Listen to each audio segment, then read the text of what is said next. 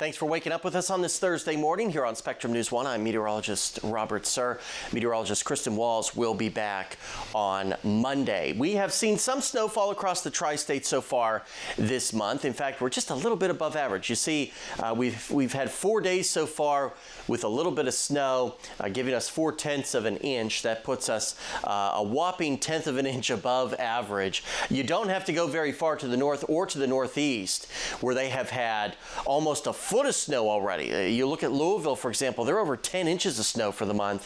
For us here in Bowling Green, just 100 miles to the south, you see little, if anything. So it really makes a difference of where you are located in the Commonwealth. A little bit of snow is in the forecast late tonight and early tomorrow morning, but should not really cause much in the way of issues before temperatures warm back up. And not looking at a white Christmas this year, unfortunately, if you were hoping for that. Kind of a teaser with how cold it was the first half of the month, but no snow on Christmas Eve or Christmas this year, unfortunately. Sorry to be the bearer of bad news. We've got a lot of rainfall to get through today and very blustery winds as well, so make sure those holiday decorations are secure. We'll see showers overspreading the area by later this morning. Then as the actual front makes its way through, there could be a line of some very heavy rainfall, maybe even a couple of rumbles of thunder, but we're not worried about severe weather. That will move through. We'll get a break as colder air pours in.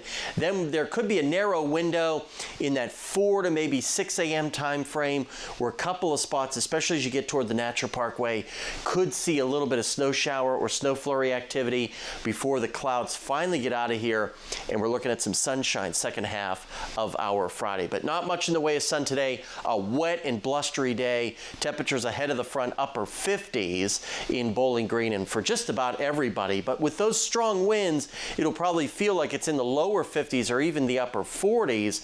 Temperatures crash all the way into the mid to upper 20s tonight with the rain moving through. Eventually we'll see a couple of flurries move in here, but shouldn't really amount to much in the way of issues. Cooler for our Friday before we warm right back up on Saturday. Then another brief cool down on Sunday as we kick off the first day officially of winter. And then that kicks off a warming trend as we head into the holidays. We're into the 60s on Christmas Eve.